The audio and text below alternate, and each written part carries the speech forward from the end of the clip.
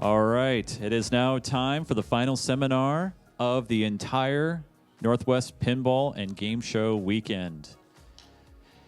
We're going to find out exactly what is in the briefcase. This is going to be the making of Pulp Fiction Pinball, and with two gentlemen that really need no introduction, but we're going to give them one anyway, and a nice warm Northwest welcome to Mark Ritchie and Butch Peel. Thank you. How's everybody doing tonight? It's been a while. I missed last year. I got all the way up here and got COVID, so that wasn't really good. So I stayed home, stayed in Charlie and Cindy's house. They took good care of me. But yeah, I always loved this show. I love the people up here in the Northwest. This has always been one of my favorite shows to go to. Talked Mark into coming this time too. He hasn't been here since when? Oh, I think at least 5-6 years ago, so it's been a while. I didn't tell him there'd be a pop quiz. Sorry about that. Anyway, I like to start by telling everybody out there, if you see people that volunteer for this show, go up to them, shake their hand, and tell them thank you for what you do. I mean, it's just a wonderful thing that these organizers do, give up their time, and this is a nonprofit show, and their time and their talents to come out here and make a place for all of us pinball geeks to come and hang out, like-minded people. It's just so much fun. But it is a bit of a thankless task. It's a lot of hard work. So anytime you see anybody that volunteers for the show, tell them you appreciate it. They'll appreciate your appreciation. How about that? Thanks, Jerry. Yep. Thanks to Chase Nunez and his crowd here, the Geek Gamers. These guys are doing a great job. We appreciate it. Love you guys, man. You do wonderful work. Thank you so much for making us look good up here. That's really a tough job, isn't it? Yeah. So what's in the briefcase? Indeed, Mark. Let's get started. Sounds good. So I hope you all had a great Memorial Day weekend. We had a kind of an amazing Memorial Day weekend in my family. So proud that our country takes the day to honor and remember people that gave the ultimate price, to protect our freedoms in this country. The Peels were a little bit extra proud this Memorial Day because my daughter, a U.S. Marine, Megan Peel, she's stationed in San Diego at the Marine Corps Recruit Depot there. She sang the national anthem before the game at the San Francisco Giants game on Monday. And then she, in the seventh inning, also sang the God Bless America. So we were like so pleased. I mean, how cool is that? Seeing your daughter on TV and all that. Cool. Way cool. And she was able to bring a guest, so my youngest daughter was able to accompany her and videotape everything for us, so we got some nice footage of her singing and all. So it was really, really amazing day for all of us, and we're very thankful. So let's get into Pulp Fiction, Mark's next great game. It's taken quite a lot of bit of effort to get to where we're at today, where everybody can play this game, and it just means so much to all of us to be able to just stand back and watch the reactions, to watch the people playing and enjoying the game. Along the path, though, it gets a little trying sometimes. I'm sure Mark contemplated death by Jules a few times, but, say what again, Mark? But we were able to talk him off the ledge. So I'm going to kind of let Mark tell you how this all started. It's a crazy story. Really took a lot of turns, a lot of curves. What we thought was going to be, when this started, we thought it was going to be a coin-operated video game, a side-scroller to be exact, old school. And this was relayed to us from a person who was supposedly in the know, but wasn't exactly in the know. We came to find out later. Close to Tarantino, but not close enough. Yeah, not close enough. Yeah. So when we finally got our foot in the door to talk to them about it, and we got a hold of the right person says, no, we don't want that. We want a pinball game. But we want one. That's all. A one pinball off. machine. Yeah, one for one me. Off. Yeah. You guys can do that, right? That's not us. I don't think so. So we kind of shifted gears, went back to our jobs. For those of you that don't know, my full-time job at Play Mechanics is production support engineer. So I do a lot of helping out the manufacturing of video games, and I do what I can to build test fixtures, whatever the company needs. I kind of do. I'm kind of a guy that wears 4 or 5 hats there. So User interfaces, that's another good word for it. That's my regular job. All the guns and all the joysticks and the buttons and the display panels and the physical interface, the chair that vibrates, those kind of things. A lot of play mechanics work. So after some period of time, we kind of dropped it, and then Eugene Jarvis suggests to George, what do you guys do with that pinball idea? What's going on with that? Nothing, you know. Well, why don't we fire that up again? In Eugene speak would be, yeah, let's fire that up. That's how he talks. Anyway, so we got back on the horn with them now that we had the right person, and got in touch finally with them, and it turned out to be a real thing. But we said, we want to manufacture this thing. We want to make this. If we're going to do this, we need to be able to sell them and manufacture them in the pinball world. And there would be huge demand for it, you know. So I didn't know any of this at the time. George Petro, my boss, also the guy responsible for the software in this game. Talk about multiple hats. This is the guy running the company who basically busted ass to make this thing happen in between the rest of his responsibilities. Anyway, from there, we got in touch with Quentin's right-hand person, and we submitted an idea. The first concept we submitted was a wide-body pinball machine. Had all the new nuances. Had a TFT display in the back box. Had ramps. Had a lower level. Had all kinds of stuff in this thing. You can show that cool on the side there, Chase. So yeah, so we submitted that, and basically, Quentin Tarantino took a look at it and said, nah, I don't want that. I don't want that at all. So when you go to Quentin Tarantino and you're hoping for this kind of a reaction to what you do, and you get this one instead, you might have a little work left to do, okay? Exactly. So push came to shove, and we put our big boy pants on, went back to work. And, well, before that happened, though, I'm missing something really big here. His person started sending us like brochures from Bally Games of 1979, 78, 80. So we're starting to see, this strikes and spares. He wants it retro. He wants it 70s. He wants it 80s. Matahari. So we're going, now, you know, what are we going to do without a display? No ramps. I'm losing my mind because I submitted a super cool design that basically just got shat upon, right? So I was not happy. But eventually, you know, got back in there and came up with a narrow body. We kind of put something together. We thought once we figured out he wanted a retro machine, we put this, you know, we had the idea early on to do the stainless steel coin door, the side armor, the wider side armor, all the little nuances, the bezel around the back box, all that stuff was talked about way early on. So we started down that road, and then I submitted a second playfield design. And at that point, you have that? We're going to show lots of pictures of how that came to be. Don't worry. I'm moving to that. Patience, right patience, now. my man. We'll get there. We'll get there. We got lots of slides. We don't want to do it all on the first 2 slides. Hold on. So after that, we resubmitted, and it was a narrow body, and pretty much what it looks like now with some fairly big changes from them. They called us back again. Nope, still don't like it. Got to change the lights. We want the Pulp Fiction spell out right in the middle of the game. We want Marcellus Wallace off the playfield, and we want Butch off the playfield. No offense. Yep. Well, we're going to get to all that. Talk about how Doug got involved. I'm getting there. Okay. We got lots of time. I already got and the lots of bullet here, slides. though. You're supposed to be talking about like right now. So I'm going to show pictures of Butch and that later, man. you know, Come on. Work with me I'm here. a game designer, dude. Okay. I'm a presentation guy, so go ahead. Yeah. I don't work. Don't let me interrupt you. You go ahead. Yeah. All right. I'm sorry. Did I break your concentration? Yeah. Go ahead. Yeah. So after, good point. I should talk about that. You're right. Yeah. At that point, Doug Duba at Chicago Gaming catches wind that we're working on this thing. The way he caught wind was I called him up and I said, hey, Doug, I want to buy a cabinet from you. And I want to, you know, some raw playfield wood. I'm working on a game, you know. Oh, okay, well, what is it? So he starts sniffing around, you know.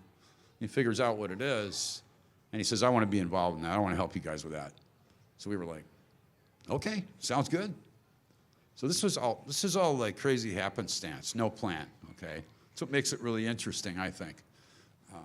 I have never experienced anything like this. So CGC will help take on the responsibility of the production and distribution of the game, Right. while the play mechanics will still lead the development. But as you get working on that, the development becomes kind of more of a melded thing where both companies are working on development stuff. And we're going to show some of the pictures and some of the things and talk about that as we go. Right. But So before we know it, we have a partnership established, and we're in, and we go from there. Doug got involved very early with, not only supplying us with standard parts, but started to work on improvements of the game, which was a huge deal. Drop targets mainly are one of them. Several things though, LED lighting, and just he had all this stuff ready to go. So it made our lives really smooth in terms of getting the first game together and just kind of seeing what you have. It went really fast. So we've got a partnership formed here, even just within the city of Chicago. There's several different entities involved, and nobody's co-located, right? So we're all at different locations. I had joined up with CGC not too long after that. So I'm in New Mexico. We've got David Thiel doing sound. We're going to talk about that a little bit too, up in Washington in this area. We've got people even in Chicago. You got Raw Thrills that's in one part of Chicago. You got Play Mechanics that's in another part of Chicago. You've got CGC that's in yet another part of Chicago. So even though you're in the same general area, you're still not there to work, pound on each other's desks and get things done together. So, communication turned out to be a big key. And we would do a weekly teleconference where we would get on and talk about what was going on, hot topics, things that needed to get done, and where status was on all these things. And you can always tell the guy who took the picture, and that would be the guy with the best look on his face. So the rest of us all look like we're eating lunch or getting ready to scratch or something like that. So you can always tell who took the picture. So let's see. So we had some COVID complications, as did everybody. But, actually it kind of turned out like a blessing, because when else would the president and the CEO of Play Mechanics be able to take a few years off and work on software on a game, right? I mean, that's kind of an interesting opportunity as well as a complication with COVID. So when we start getting an actual some words back from Tarantino, and more than just that face, where you don't like it, then you start to see all the different things that he put on the team, the constraints and limitations. He wanted a single level game. He wanted no ramps. He wanted no video or DMD screens of any kind. Score displays only, because that's what Strikes and Spares and his Mata Haris and things like that had. Hand-drawn art even. Oh, this is a good story. Speaking of hand-drawn art, he says he said to us, if you guys can't create hand-drawn art, well, we should tell him. We had submitted basically poster art the first time through stuff we lifted off the internet, and basically put a concept together and said, here's what we're thinking for the back glass, here's the cabinet side, here's the play field. Again, he pooped all over that, and he says, no, I want hand-drawn art, and if you guys can't do it, I have an artist that I will send to you guys to do this work. Well, my artist, Scott Pekulski, wasn't having that, man. That Puffed all up like a toad, yep. Yeah, that was like the ultimate challenge, man. Good thing they didn't offer to bring a designer in, huh? The glove was on the ground. You're puffed up, right? Oh, my goodness. Right. So, yeah, the gloves were off, and Scott went to town, man, and just lots of motivation and huge amount of passion for the theme, for the concept, for all of it. And in my opinion, did an absolute fantastic job. When you're working with a complicated guy like Quentin Tarantino, he actually had pieces of iconic artwork that just weren't even available to the game.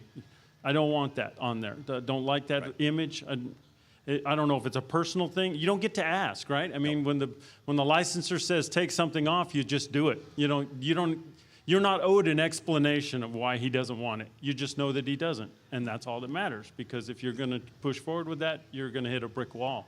So things that there were certain characters like Butch and Marcellus he didn't want on there. He hated this.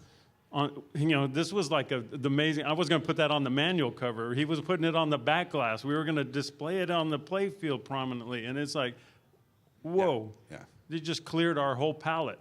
Start over again. Well, one thing I want to point out about, I was talking about Scott earlier. that was his first ever attempt and full production of a pinball art package in his career. He was a dot matrix guy that I hired at Capcom 27 years ago, and he came to Play Mechanics years before I got there and has spent a lot of time doing video games and stuff there. But I think that was really commendable that he pulled that off, because it looks like he did an amazing job. We're going to show some of it too. So that's an amazing story. And the main thrust of what he had to provide in terms of guidance was a retro movie requires a retro look theme. We got to have it that way. Movie clips, you can use sounds, but you can't use anything from the movie other than sound clips. And so, when you got a guy like David Thiel working sound, that's enough, And when you've got some great lines like this movie has, again, that's enough. And of course, the music wasn't included in the license. When you license a movie, you don't get the soundtrack too. So all of that music had to be licensed offline, and as Dave said, it's probably some of the most expensive portion of the bill here. So here's the Pulp Fiction team. Mr. Mark Ritchie, of course, did the playfield layout and concept. I'm going to let you introduce the others. George Petro, also head of Play Mechanics Studio, and pinball programmer extraordinaire. George and I worked together on Road Kings, if you guys remember that game, 1986. So we had a little history. And it was fun to be back in the saddle with that guy again, because we had more fun then. Isn't that cool about pinball? You guys remember road shows. There's probably one out there to play or something. I mean, we don't have to remember it. We keep them alive, and we still can play them today. That's so cool. Yeah, we loved having the opportunity to do this. It was just fun for us, and frankly, an amazing time. We just talked a little about Scott Pekulski and where he came from. Yep. Josh Sharp. Now, this is an interesting story. Josh Sharp, if you guys may or may not know this, is the CFO of Raw Thrills. He's a money guy. He's also the son of Roger Sharp, who saved pinball. Yeah. Who grew up I love that guy. Eating, breathing, and sleeping pinball all his life, and has stayed with it the entire time, all his life. I mean, I basically was out of it. George and I had both been out of it for so long.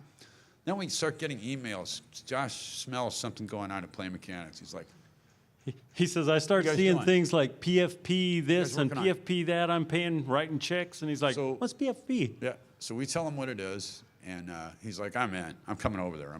I don't care if you guys lock the doors and try to keep me out. I'll get in there. Could be in the windows. Pretty much. Yeah. Yeah. Anyway, we said, okay, come on. So it was the best thing we ever did. Here's a guy that is in tune with everything that's happening now in pinball, which honestly, George and I were not. And we were both a little bit nervous about that, with good reason. So Josh brought a lot into the rules with George, with myself.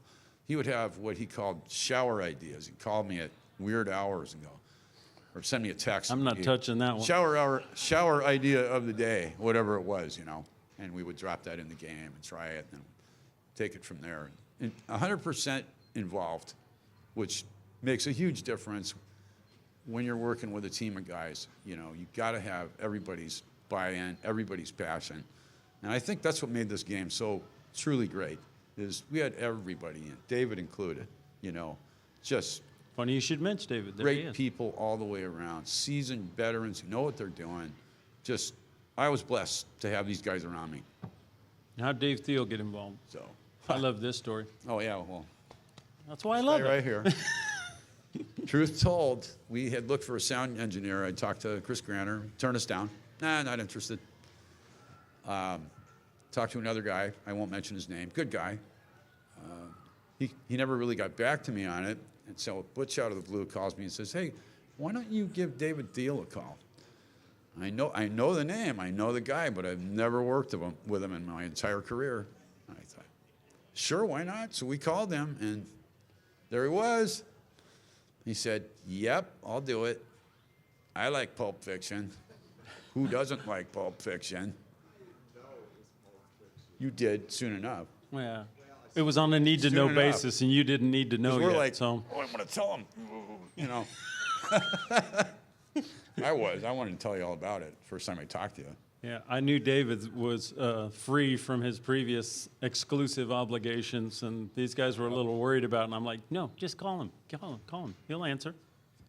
It was right after the tree was cut off of Deep Root. Oh, you had to go and say it, didn't you? I did. Let's move on on that note. All right, sorry. Pete Petrowski and Jordan Nardick. Pete Petrowski, you might know him. He also has a lot of pinball experience. Worked at Williams Valley Midway. Started there as a sort of a prototype coordinator type position, and then moved to game designer. And he did Pub Champion Pinball. So that's Pete's claim to fame. Well, years after that, he started up his own engineering firm. Yep. For contract. So I called him, and we got him involved in the mechanical engineering. He has also a really good sidekick, Jordan Nardick, who was also very talented 3D software guy, very good with SolidWorks, and was able to transform my 2D crap into a great-looking SolidWorks program for everybody's use. So. Oh, he's the one with the crap designer. Because I'm still a CAD guy, admittedly. He's a paper napkin guy. I'm 2D. It's easy. It's easier for me to see things. Then I pass it off to these guys. Then I can really see. Now things. you can visualize. Now you see where it you at messed first. everything up. Now you make visualize. those changes before you get the game to where it's a piece of firewood. Yep. So we had Sam Zaire. He helped a tremendous amount with the software support because this game was all done on. We knew we were going to transfer it over to the CGC platform. So all of the drivers and all that stuff that we use on the Beagle board and the controller boards and all of our proprietary solenoid power boards, things like that, we're going to need to be addressed and all that. So it didn't start out on that system, and to make that conversion, Sam was very helpful in that. We have Dave Orman, who's our resident old electronics guy. He's been involved in pinball, again, for a very, very long time. He's been involved at CGC since day one, designing circuit boards and things like that. So he's a great asset. We have Mark Fleming and Matt Reister do sculptures for us. They did a lot of cool 3D stuff. I'm going to show you that in a few minutes. And yeah, they did some great work. Matt even was, hand painting our prototype toppers and things like that, the little Mia and Vince, and yeah, just a great guy. This is the CGC portion of this. Sean Wilson works in engineering, as does Jim Thornton. Cody Gerard is a tech there and helps out with a lot of things, soldering and building stuff and prototyping. I'm working on the manual, and of course, Doug. What does Doug do? Oh yeah, he runs the program. Oh yeah. He gets involved. We'll just put it that way. He gets involved. Big time. Yes. We had Nick Petro and Ryan White doing marketing and sales. Nick Petro is George's son, and he works for the Play Mechanics marketing. Right? Yep. I was curious if it was Raw Thrills or Play Mechanics. Good. And then we had Zach Minnie and Matt Wilson, Matt did his first promo videos for the game. It was really cool to see some of his work. He's a real perfectionist and a real pinball enthusiast and a guy that competes like Josh does. And Zach did a great job with that straight down the middle documentary that they did. And the whole launch of this thing, the last few names on that list did just a tremendous job of putting together the launch. And the launch meant as much to how this game was received and how it's picked up momentum over all this time as anything. All right. So what models of Pulp Fiction? So we've been sold out of the LEs since way back when. We did show them in Texas. We've taken them to a couple other games, but basically all we brought to this show was a standard edition, the base models. The game plays the same. It has all of the same sculptures in it. You don't have to worry about things being taken out of the game, assemblies, things like that. Everything is the same between the games. They play the exact same. They sound the same. They all have great speakers and Dave Thiel's wonderful work. Lighting, everything's the same. So the game plays just like the LE. Same stainless steel trim, and you still get that really cool coin door too, so that's really nice. The limited edition was limited to 1,000 units. It had a Bad Mother Flipper limited edition plaque in the center of the bottom arch. It has a chrome decorated speaker grill that sits up underneath under the neck of the game with a prominent 3D Play Mechanics and Chicago Gaming Company logos. Really cool. Has mirror blades in the cabinet also. I'm not a big mirror blade guy myself, but this game really, this single level, it really works for me personally. I mean, when you can see the left side of the cabinet reflected in the right side's mirror blade, I mean, that's just cool. On these new games where they have so much stuff in them, I mean, you're looking, it's almost like standing behind a billboard or something. You're looking at the backside of a ramp and the backside of playfield plastics with light sockets and wiring and the back of diverters and undersides. It's just not something you want to put a mirror behind, you know. This game, it really works great. And the sculptures and all that, it just adds a lot of depth. Even Josh was saying that when they first put those on the game. He's like, I wouldn't believe that would have made such a big difference, but man, it really, really rocks. Truly.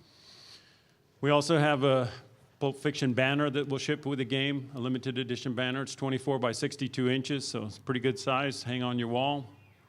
Very colorful. Shaker motor, of course. Jackrabbit Slim's topper is the biggie, and that's really a cool addition to the game. And it's all interactive with the game, the lights and everything. As David was talking in his presentation earlier today, the light shows on this game go all the way up the back glass and all the way into the topper. So it's just really neat the way everything changes color and it looks like one cohesive single package. It's very, very, very cool. Coin-op edition, a lot of people ask me out on the floor, you know, what's the difference between that game there that has the black coin door and these other ones?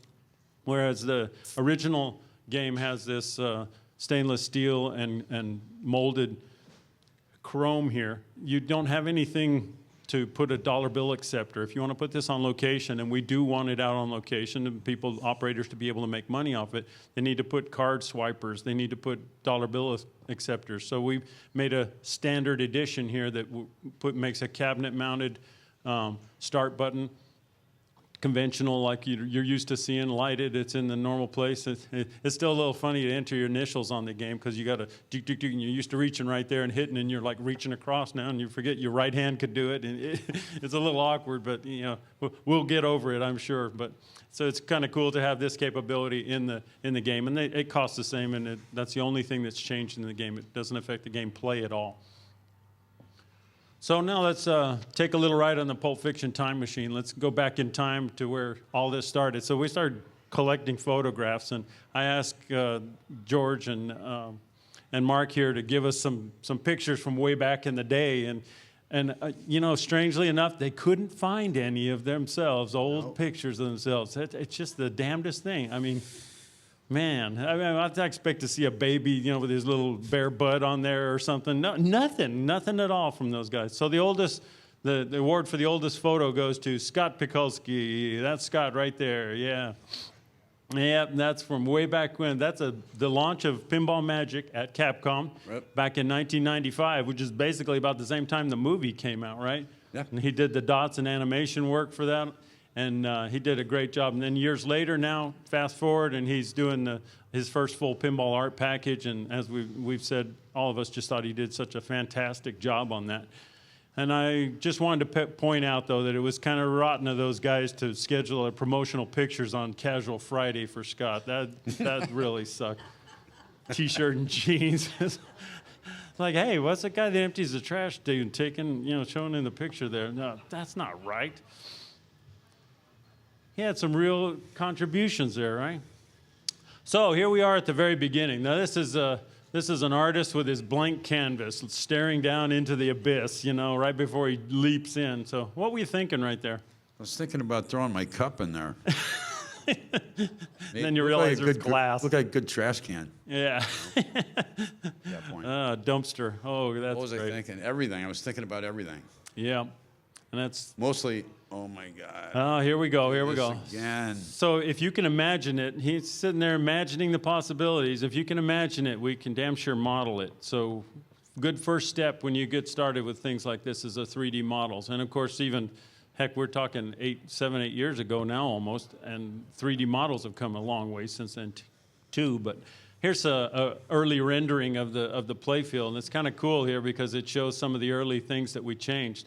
There was actually was a second magnet in the game in this area right here, and a captive ball with a target up there. So you'd knock it up into the instead of the roll scene lane, you'd hit the captive ball and roll it up, hit a target, and then the ball would get grabbed right there, right? Yeah, this is the first iteration of the narrow body submission I was talking about earlier. So this is round 2, basically. Yeah, and it's got the drop targets in the center. I mean, you see a lot of the things that ended up in the final game in this early rendition. Know that there's going to be a ball storage back here. Start trying to hide some ramps and things like that from Tarantino, right? Yes. He says they're hidden in plain sight. Yeah. We'll do subways and little things that are kind of bending the rules. You got to push the envelope a little bit, right? Oh yeah. So you see As much as possible without being obnoxious or nasty about it. But yeah, I wanted more in the game. I just could never see it as anything cool if the ball didn't disappear or shoot up a ramp or jump into a wire form or something, and we got away with this. Yep. And in the very beginning, it's really cool to me looking back at this and see how many things that are in the final game, the inline drop targets, the 3 targets in front with the subway entrance, the kick out for the subway entrance over here on the side, the saucer at the top with 5 arrows in there in the very first rendering. I think that's really cool. And I'll show you here in a minute when we look at the actual artwork what the whole playfield looked like. There's the gun down there to begin with and all that too. At the beginning, you wanted to do something special with the balls, didn't you? I did. The original plan was to try to get the balls actually to lock inside the case, so the case would open. And I had this elaborate plan. That would be what's dropping inside the briefcase. The Then, balls. as the briefcase rotated, it would let that ball out and store it below it. So this was way later. The first idea turned out to be a disaster. I wouldn't be able to mechanically make that last probably longer than a week, so we abandoned that. And You could turn around and patooey, spit them out one at a time. the next thing that we had to figure out was how we were going to open the case in a half, in like a 2/3 rotation, right? So And you can see early on that that idea actually came from Bob Yost at Rothrolls, who he and I worked out how we were going to do that. He said, you need a dead stop pin and a ramp built into the case. Yep. This is exactly what we ended up doing. Up-down post back there, yep, just to hold them and pin them and keep them from coming. Fixed shaft that the thing rubs against, and as it comes around, You're talking about the briefcase. automatically opens. Yeah. So that was a much better solution. We decided we'd hide the balls in the back and do the optos in the back panel and the up-down posts to release them. And then all we out of release them, sight. though. They would be coming down the side here and come down the right orbit rather than where they come out in the game now. So instead of a live game feature, it became a live game gimmick, but a really good one. Very effective, I think. And then I know when I started, we were talking about how to light the briefcase and what colors to use in there and how to make it sparkle in his face like in the movie. And that's a real cool effect that they came up with. So here is that aforementioned artwork, and this is the whole playfield look at it, and here's the starting at the top. So the first iteration here of artwork had, spelling kahuna, so starting to use some of the top lanes and things, and you'll see the bottom as I go down here at towards the bottom. This is the rest of the kahuna here, so you were spelling kahuna top and bottom, and they were some of the same, again, artwork was really cool. You had the Mia dancing here, you had your arrows and your targets right up above here that just like in that ended up in the real game. Of course, you can see the captive ball that went away, but that became the roll scene lane. And you're even seeing that at the very beginning here, the 666 for the drop target. So you can see that they're entering using the inserts and the lights and the artwork to show that that's the briefcase that you're putting a combination in there. And we're going to spell Pulp Fiction, but it's kind of broken up and kind of weird if you look at just part of the playfield and you don't read the whole thing. I didn't think it was weird. I thought it was cool. Well, it's cool weird, but yeah. And actually, Tarantino agreed with me because he was like, get that off of there. I got a much better. Yeah, I agree with him. Let's put it that way. Okay, I got it backward. That's better. But I had my name on the playfield the first time. So did you have yours? Where's Mark on here? Huh? I don't see no There's Mark. No Mark in the movie. I didn't think. Mia, that's pretty close, but not close. All Not right. quite. So yeah, there's Marcellus Get him off the playfield, get Butch off the playfield. Oh, now we're going to need a fifth character. I wonder who we could come up with. Maybe Tarantino's character, Jimmy. That was kind of one of his people, right? Yep. Yeah, she, our point person recommended we do that. Look what I did, Quentin. I got you on the game. Jimmy? Really? Ooh, I'm going to get a bonus next time. Okay, we go you know, around. Yeah. when you want something really bad, you make adjustments and you do what you got to do to get in there. Because this was a hot team, and I was like, fine, Jimmy can be on the Yeah, playfield. that's a great I'm not going to fight idea. about it. Perfect. And he has some great lines, so it worked out really well. Yeah. And, Amen.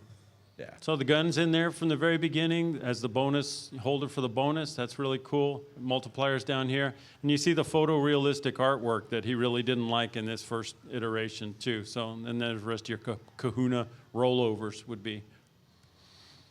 Right. So the next thing we get to is a first cut playfield.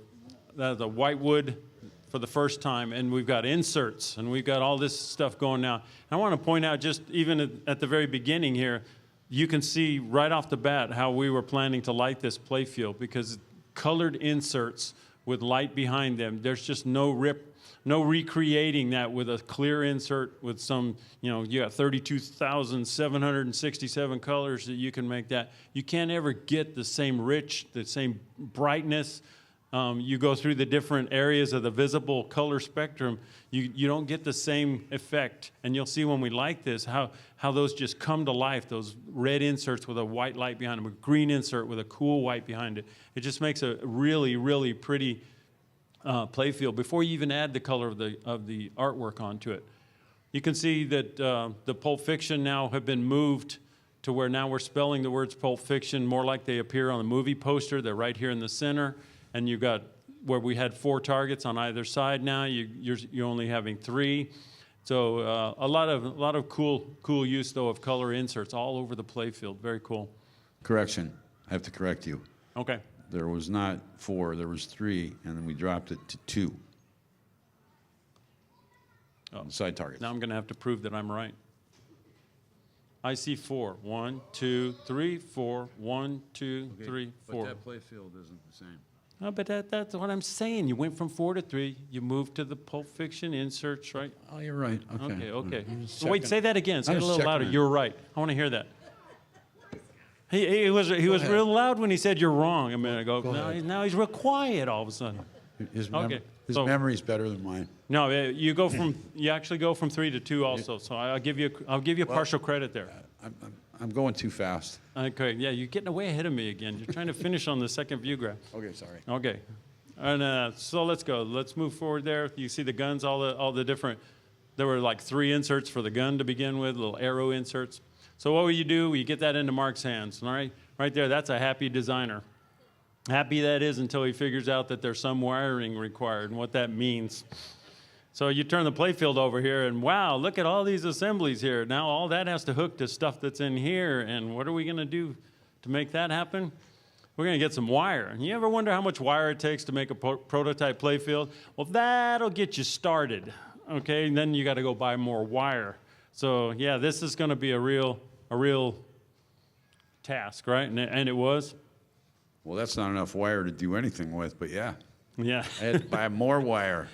There's some good news, though. The top of the playfield, you've got a lot of the ball guides. You've got, the post layouts, things that are common, pop bumpers, slingshots, flippers.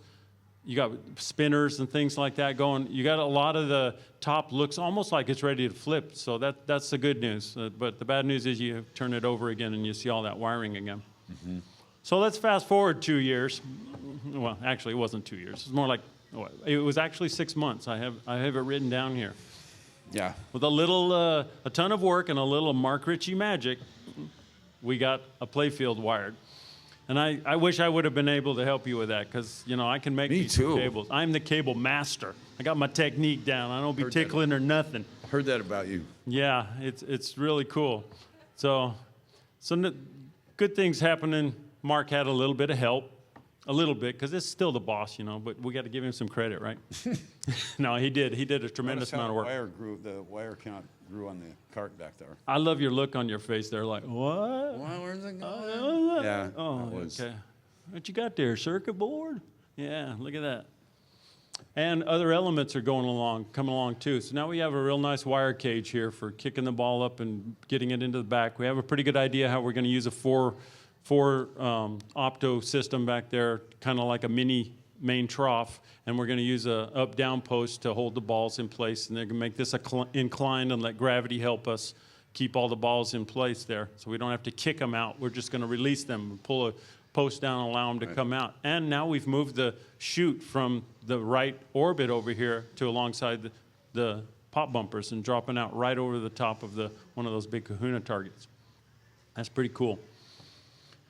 So who ever knew you could make a briefcase out of gray spaghetti? This is living proof of it. You can do that. No, seriously, though, 3D printers have revolutionized the way we prototype parts, very much in the way that LEDs have revolutionized how we light play fields and back glasses and things like that. And 3D printing is really cool. It's an iterative process, so you can get from gray spaghetti to a pretty good-looking briefcase in just a few tries. And now all you have to do is chew you a hole in the plastic over here so you can have a place to mount it and put it on the play field. It's very cool. So we're going to need a back glass. So our resident artist goes to work and starts putting something just rough together. And this is like the first line drawing, and it's pretty cool. I just started looking at this, and I started, looking at the scribbles. I'm like, hey, I do see three people in there. I see some prominent in the middle. I see guys here. One guy looks like he's holding like some kind of a briefcase. They both look like they've got guns in their hands. That's really cool too. You can see a bunch of people standing around some kind of big round area. Maybe it's a stage or something like that. I even see Honey Bunny. Wait a minute. Maybe that could be the Jackrabbit Slims. I think that's what it is. Yep, there he is back in there in the back. So I can go back and forth between the ending back glass, and you can kind of see that right off the bat, you're going to need to put the name up there. You're going to have windows for the score displays, the ball in play, and credit. And you're going to start thinking about things that people who are doing back glasses these days don't really have to worry about too much. We got, game over and tilt going on here. That's old school right there. You can see that you can't really tell too much. Now I go to another iteration of it, and now that's a female in the center. We know that. And you can even see the iconic white shirt that she wears with the big bottoms on it. And it really looks cool. And you can, again, start to see things a lot more detail. I need player numbers, so I got 1, 2, 3, and 4. I'm going to have to make room for things like that. Make sure, we still have our briefcase and our guns you can see in the hands. It's pretty cool the way that all turns out and becomes a back glass. And then we got the idea later on of backlighting each of these characters so that they flash when they talk and stuff. So it's really, really cool to integrate the back glass into the game in those ways, kind of like they did in the old days. Sculpture time. So you wanted to talk some about this. Yeah, this was a collaborative effort from a lot of Doug time, and I forget the guy who... Fleming. Thank you. Mark Fleming. Doug worked with him directly on these characters. I really had very little to do with it, but this is the kind of guy Doug is. He once he gets an idea, he doesn't stop, and he does not skimp on details in any shape or form. So Doug, I was amazed the first time I saw these things, really, because need more sesame seeds on that bun. Yeah, a few more would have been good. But I mean, look at the quality of that. And these were just the first sketches. So when the parts came in, it was Royale mind-blowing. cheese. Everything looked great. Anybody ready for dinner now? Yeah, look at that. That's pretty appetizing. So now you can use those and you can print some 3D prototype. Here's a my age Vincent sort of guy with his gray hair. That was the first one we shot, which was hollow. It was a hollow. I have this at home, by the way. I still have this part. It's going for $1 million if you guys are interested. Be listed on eBay later. One like it. Yeah. So from this, we had to scale. We figured out he was going to be too big to scale with the case. Yeah. So we had to scale him down. That was another 6 or 8 weeks of time. None of this stuff happened quickly, so Made the briefcase look like a lunchbox, Yeah, did it, or pretty something? much. Yeah. the first time, yeah. So then you can paint. That's a little creepy, but yeah, get some eyeballs in there. It'd be a little better. And it's really cool that you can use those 3D printed ones to actually see, check fit and form, how they're going to, clearances, tolerances, things like that, how they're going to look in the game. And then, of course, you mold your final pieces when you actually go into production. Meanwhile, back in Mark's personal wiring nightmare, wow, yeah. This is why you need a manual. Where does that yellow wire go? Which yellow wire? It's also why we use under playfield printed circuit boards at CGC. And it's really a bummer when you get to this point and you've connected everything at both ends and you remember that you should have gone through the neck with all those wires. Now what are we going to do? You're going to come up with a quick solution to a difficult problem. You're going to put the circuit board down in the bottom now. Ha! See how that works? That's much easier than trying to take all that loose and go back through there. But then you're going to have a little other problem. So Mark will put this little anti-shorting safeguard here, piece of plexi, and we'll slowly lower the playfield into place. And then no one lifts it again. Comprende? I got a screw gun here, and I'm not afraid to use it. All right, so we're going to bring our creation to life now. Now, you got the wiring and everything. You've got the interface now for George and his software. It's time to bring some life into this thing. So the easiest first step is always your feature lamps. So you start addressing some of those, not all of them at once. You don't go overboard. You get a few of them going, and you start running it, looping it, working on your light shows, what's going to happen. Just to see the lights come on and motion on the playfield is really exciting. That leads to, okay, well, let's light some of the colored inserts now.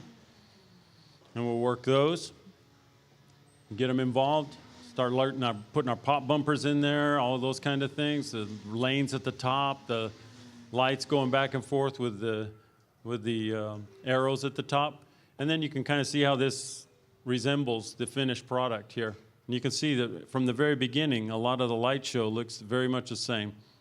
And that's really cool, that you actually build a foundation and you work on it and you get up to adding color to the plate. And you, again, see how much the inserts make a difference here in terms of trying to make beautiful blue colors or wonderful greens or violets and things, and they're all the same intensity.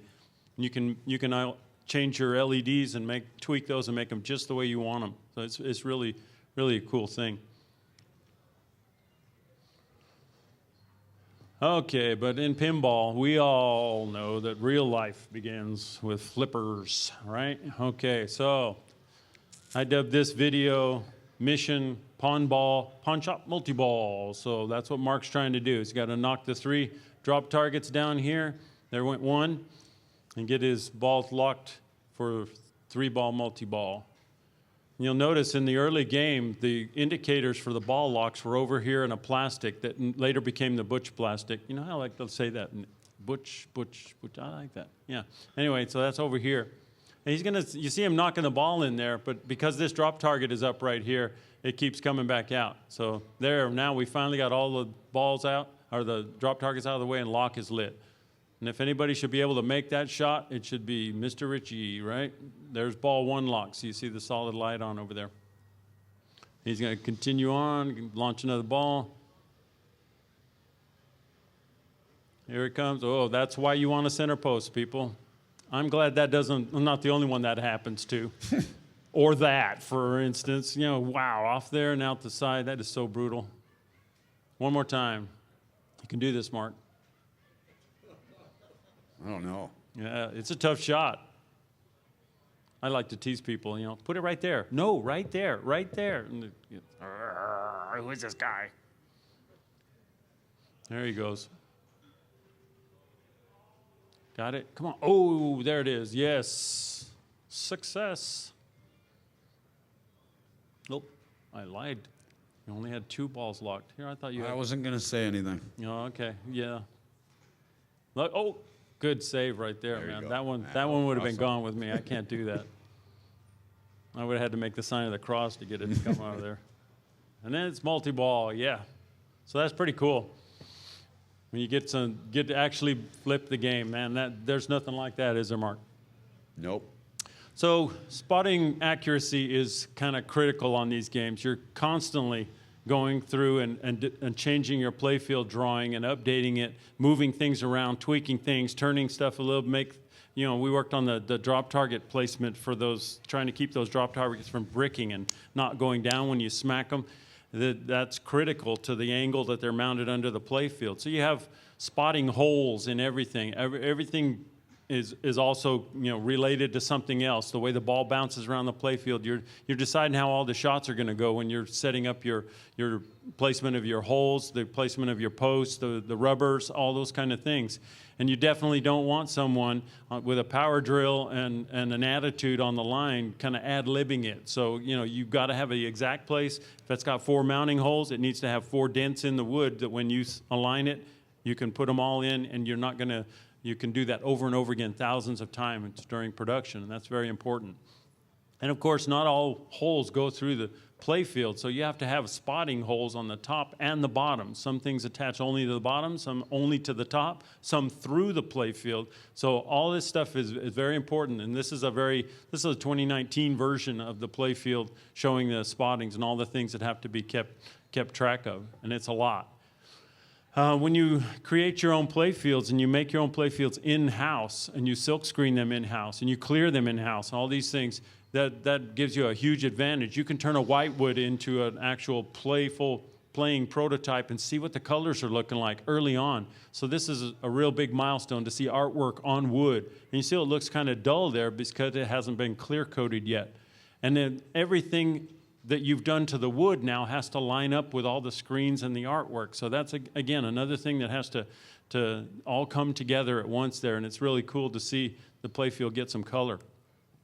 And when you put the clear on it, I'm telling you, there's a silkscreen playfield, I'll take it any day of the week over any kind of digital printing. You just can't make them this pretty. The depth of the color is just amazing. Okay, some typos do occur. My dad used to say, show me somebody who's never made a mistake, and I'll show you somebody who's never done anything. So, yeah, you're going to work hard. You're going to screw up things every once in a while. So, yeah, there's only one eye in Ezekiel, but it's easy enough to fix, right? You can just put that right on there. And we can have problems with the playfield. And you would certainly rather, if you're going to have a mistake, don't have it on the guy that's licensing the game's character in the game. I wish you had spelled that one right, but indeed, his name was spelled Jimmie.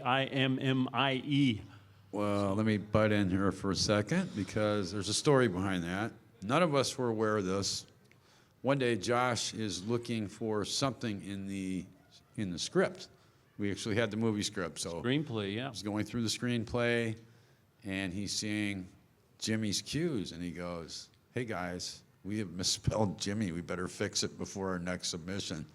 Guess when next submission was? Because nobody even noticed. None of us even thought to. Miramax. It went through Miramax several times. They didn't notice. They didn't catch it. This happened last fall. Yep, we caught it. And as many years as this has been in the, it's Right. crazy. So we use the IE off the cabinet and put it on. When you work on these games, it's really difficult to look at all sides of the picture, which is great. What was great about having Josh, because he can step outside of our worlds and look at stuff like that and catch it. Huge Yep. find. So Very cool. So what's next? We're going to need some plastics, right? So first cut, no pun intended, at plastics. Here they are. Add the plastics to our whitewood, and you start to see, well, that's an awful lot of red there without any color on the playfield yet. I mean, we've got a red forest here all of a sudden. So might have to change that a little bit, tweak it. You can see the 1, 2, 3 locks there that I was talking about for the pawn shop lock that later became a different plastic. So we'll tweak it a little bit, add some oranges into it, some yellows, give it that silk screened look again, like we do on the cabinets and like the characters on the cabinets. Very cool look. And then model it, and it gives you a good idea what it's going to look like next to all of the pop bumper caps and the playfield artwork and all.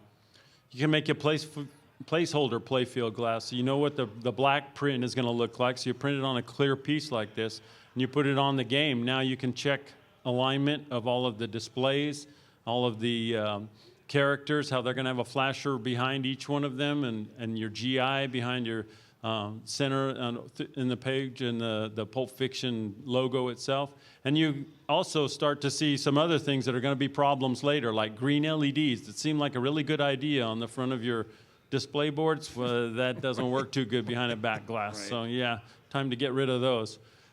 Not only that, but we, at that point, also discovered that we were going to need to have some sort of adjustment Yes, we for did. the display in the windows, because we had nothing at that point. And again, Doug went down the old rabbit hole and pulled out a magic leveling device and Yeah. hinge system that you can pretty much level that thing in Yeah. 2 directions. You can get it perfect. It's actually the hinges, instead of attaching to the cabinet wall, attached to a second piece of wood that then Right. has a couple of T-nutted pieces of wood in beside them. So you're not screwing into wood that Right. gets bad over time. You've got a machine screw that you can really tighten down, move the whole thing up and down on the left, and then it's got a leveling foot on the right side here, so that it kind of climbs up onto it as you close it. No more of that stuff, problem with hitting it and trying to lift it over the latching device. It worked out great. Oh, speak of the mad scientist, the mad tinkerer, there he is. Isn't that the perfect mad scientist pose? You can almost hear him laughing. Wait till Mark sees this. Yeah, that's great. Oh, man, I've got to tell you, we're kindred spirits on this one, man. I was like, why do all the old guys end up in the floor all the time? I don't know, I man. never understood that, but I'd find myself there all the time, too. It's inevitable. You'll be down there, and the next thing that the leveler guy says is, okay, up a little more, a little more, a little more. Wait, I'm going the wrong way. Down now, and oh, my God, back and forth you go. We just need to be quicker to be the guy to offer to hold the torpedo, right? The level. yeah. That's the real job right there. Boy, COVID days. Here we are. Everybody's in a dress. Oh, somebody's in a dress there. Who's in blue dress? Oh, shoot. Snap. That's Josh Sharp. That's our rules guy. Sorry about that, Josh. You really ought to. Oh, man. Those are long shorts. Anyway, George's basement. Notice the physical spacing there of everyone and the masks and all. This is during the real height of COVID. Everybody's staying home. These guys are staying in George's basement. Yep. Socially Kept moving it. placed out, yep, and keep pushing things along. Very cool. Oh, the old leaked photo. This kind of really took some wind out of our sails when this came out like the night before we were going to show all the video and Did stuff. you guys see this posted on the internet by chance? Yeah. It was. I had to look back at it. It's really bad. So here I am putting together the Texas Pinball Festival presentation, and I'm looking through tons of photos, and I'm like, that photo, even in crappy as it is looks familiar to me. And so I look, and lo and behold, I have that photo. And I'm like, this photo, it has metadata on it. And I can say, oh, okay, this was taken in Cicero, Illinois. Yeah, on March of 2016, 2019. Yeah, it was March of 2019. With what kind of iPhone and all this kind of stuff. People were saying, oh, that blurry photo, man, that's the worst old cell phone photo I've ever seen. I'm like, have you guys seen a cell phone photo lately? They aren't blurred anymore. They take the best pictures. They're even better than your cameras. I'm like, so somebody was given this, and they promised not to show it. And then when the game was announced, they figured, well, I guess I'm kind of free of my promise, sort of. Well, I can't really show the full picture, so I'll pixelate it and intentionally blur it, do a little Adobe Photoshop work, and then it'll be okay. It's not really like I'm breaking my word, right? So they put it out there, and everybody just, oh, my God, they freaked out. If that's the game, I'm out. Oh, my gosh, look at the terrible artwork. And I couldn't even see how they could see stuff in this. I was surprised they could make out Jules in the back there and Vince in the back, and that there was even people saying there's drop targets and things in here. They must have been changing they must have gone to town with this thing with some kind of analytical software, but oh my God, why'd they put a hamburger on there? Oh, that's terrible. They could have, oh, the gun, this looks like Lethal Weapon 3. Oh my God, the world's ending, my favorite theme, and look what they've done to it with this blurred photo. And now you guys look at the game, and it's beautiful. But this is where the leaked photo fits in the timeline here. It was basically our first real full proto game. And this is what it looked like underneath. It had the next generation playfield wiring, which meant that instead of the 44 and 555 bulbs sockets that they used for that monster with the yellow wire spaghetti coming out of it. Boy, somebody's really getting to town over there. I felt like I was in a blender there for a minute. Okay, here we go. Router? But yeah, I don't know what they're doing. Power tools over here for kids. Yay! Oh, is that what it is? Okay. Woo! Yeah, margaritas. Who wants a frozen one? I do. No. Right. So now we've taken and put LED PCBs in here. So now we can start getting an idea of how to light all those wonderful inserts. Some of them being very small, and some of them odd shaped, some of them very large. And you start to get an idea how much light it's going to take to make those look good. And so we're laying out our big circuit boards, and we're trying to, figure out how much territory to leave for each one of those and how many LEDs are actually going to be needed for each of some of those big inserts. And you get a lot of really good information there, so that works out pretty good. And as you get down towards the bottom, you see how you're going to have to start running some of your cables. You get an idea how many trunks there's going to be on the wiring harness, how long some of those cables are going to be, and how we can splice stuff together, and what's going to be controlled by what circuit board underneath, and how you're going to lay out all of your satellite light boards underneath there. So you get a lot of information when you start working with this. And they're all now when you put the LEDs in there too, George has the capability of making them brighter and tuning them down and turning them on and off, and he can start playing with more lighting effects because he's really using the kind of bulbs that'll be in the final product. We tried some other things along the way too. I really like this candy apple red ball wire form here to kick the ball up next to Jules back there. But, this thing is such a violent mechanism, and it's used so often. We were just finding red flecks all over the play field, and it just wasn't going to hold up. So we didn't want you to find red flecks on your play field. So we switched it to a chrome.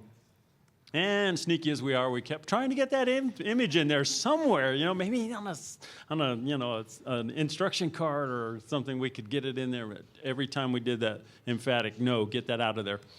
Can't get that by him. We're building a topper now. I remember the first time I saw this, Doug found this stuff that's like a imitation neon, and it's actually LED lighted. It's very difficult to photograph properly, but man, when you see it in person, it was just the coolest thing. When I first saw that, I'm like, holy crap, that is so neat. And the blues, of course, are the worst ones to try and capture with, but you can start to see some of the 3D printed cars that they put on here to show, how things were going to be laid out, make some of the inside of the Jackrabbit Slims where they ate in the automobile, inside the automobiles. Those 3D printed cars take forever. It's like turn that thing on and come back in 3 days and see if it screwed up along the way somewhere, had a glitch, and you got a car that looks like it's, fell off a bridge, or you end up with a real thing, and it's time to start it over again. A lot of material, very fragile too. So you start with the 3D printing stuff, and you do that for prototyping. And here's a hint to all you guys out there. When you're finished prototyping, stop 3D printing, okay? They don't belong in pinball machines. No. 3D printed parts do not belong in pinball machines. Just a little tip there. So if we turn the lights off and we look at it in more detail, after some of these have been beautifully painted, hand-painted by Matt Reister, you can see all the different lighting aspects here. You've got a star field behind here that has like 4 different circuits in it so that they can twinkle all over, individually lighted jack, rabbit, slims, portions of the sign, highlight lights for each of the dancers, the color changing light around the stage and around the entire sign, and all of that again just fits right in with the color sweeps that George does. He goes right up through the topper with them, and you're playing those modes like the roll scene. When you go into the blue, the BMF wallet, you see everything on the playfield's kind of lit up in blue. So's the topper at that point. When you get into, clean the car, it's a yellow one. You see a yellow everywhere. So's the topper. It just really blends in beautifully. And of course, there's another reason you need a manual. Look at all those connections and the way we're wiring and routing and everything. But Doug, again, you make the wood parts in-house, this is no big deal to him. He'll change that routing file 450 times before Friday just to make sure that this wire goes that way and it's deep enough and it doesn't, the screws don't stick out the top and everything's routed just perfectly. Just a real monster for details, a man after my own heart. Oh, special delivery. So here we go. Quentin Tarantino's getting his game. This was last fall.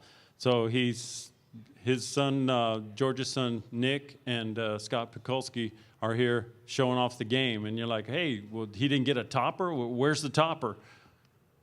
Well, that's a big vote of no confidence in the baggage handling guys. So that's George carrying the topper on, and he's that guy that took 3 spaces in the overhead and made somebody else have to check their bag. Yeah, good job, George, but for a good cause. They got to understand. Sometimes you got to take one for the team.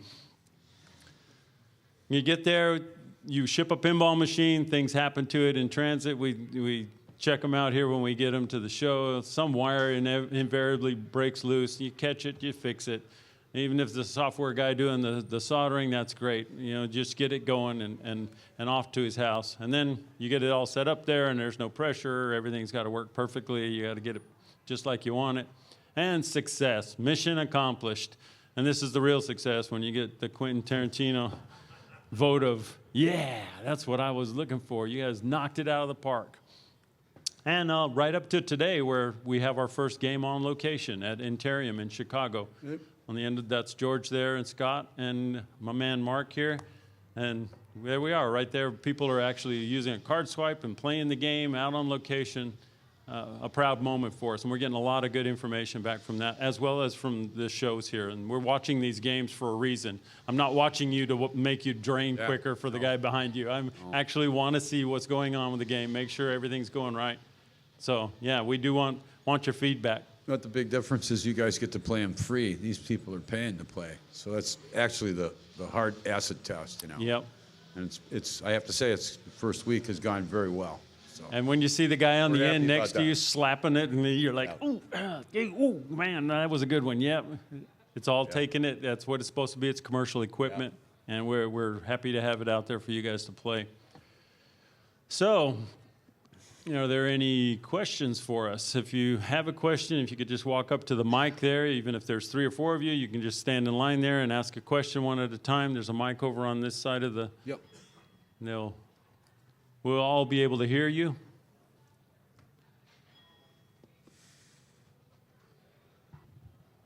You ready? Yeah. I am ready. He's ready. Shoot. Oh, that's not ready. Okay, now you...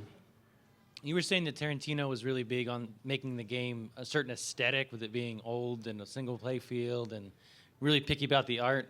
Did he care at all about how it played? Like, did he want any features in the game, or like, I wanted to do a certain thing? Or To be 100% honest, no. In fact, we have yet to hear any kind of response on gameplay or anything else for that matter. So, yeah. Honestly, we can only assume that he likes it. From his people, we were told he's happy. And what was funny? Pretty much all we've got. What was funny on the net? People picked up when I showed that picture of that red Pulp Fiction concept of the concept drawing. People really picked up on that and said, "Oh my God, thank God Quentin Tarantino got involved in the design," or "This is what it would have looked like." And Quentin Tarantino's design, features really made the game. All he said was no. Try again. He did not call these guys on a date. And I don't like the yellow around the Pulp Fiction. I think that should be green. I think this shot plays for crap. You should move this over. This game was designed, and he thought we knocked it out of the park when he actually got his game. He was flabbergasted. Yeah, so what was really cool about working with he and his assistant was there was never any kind of, you have to do that, other than like suggestive things like the Pulp Fiction spell out, the removal of the characters for whatever reason. We never knew the reason for that. Those are really the only feedback that we got, It was actually really cool for me because we were able to get through that thing without any, once we made those changes, it was pretty much smooth sailing from And you loved the artwork and everything. That was just like he had in mind. Scott went back and he looked at some of the old games of the era and how they laid out their back glasses and how you put people prominent in the center and how you made a kind of, a panoramic view around them. And he did a great job. It's just a great job. And Sure did. Another question? Wide body versus standard. What's your preference? What's my preference? That's a hard one. Depends on what I'm putting in the game, I guess. If I'm going to put, depends on what I'm after. I want I'll use Indiana Jones as an example. That was, epic, 3 movies. I needed a lot of room. I wanted to do as much as I could with that. So really depends on the theme, So I really don't have preference from a play standpoint, other than keep your shots tight, make the game fast, don't waste space. That's the rule of the wide body, I think, for me. Yeah. I don't know how other people feel about it, but Yeah. that's how I feel about it. And just as a side note, that on the Chicago Gaming website, to learn how to play the game more and what needs to be done or how to play it better, there is a rules manual that we put out on day one, which I thought was a cool idea too. Yep. Mark and I were already getting together and talking about, doing that for the manual, and what you see on the website is an excerpt of what's in the actual manual. It's just a part of one section of the manual that you'll see showing how the rules and shot maps go. Right. And he was really excited, had a real clear vision of what he wanted to have all of the artwork and everything on the play field. So I found a way to do that and illustrated it up, and it's just part of the manual that I've put together. You will have a PDF manual online that you will have thousands of hyperlinks that'll take you around from page to page to page and connect you with schematics and back to drawings of wiring and back to pinouts and all those kind of things, as well as a hard copy when you get the game too. So I'd say it's already the finest pinball manual I've ever seen. thanks. Truly. I think Dave Thiel said it. That's my best work. It's my best work yet. And I made sure it was my best work, if you know what I mean. Well, it was your revenge, man. Come on. Oh, you had to go and say that. I was trying to dance around it. Let's not dance. No, I it just is. had an intellectual question. I never knew. Was the back glass always going to be mirrored, and when did that happen? Good question. That happened shortly after we headed down the path and we were looking at those, looking at the old Bally games, and a lot of those games had mirroring. And we thought, again, we went, like the stainless steel coin door decision, mirroring makes sense. That was something that was super cool that nobody does anymore, very, very rarely. And that's just going to add to the whole retro vibe.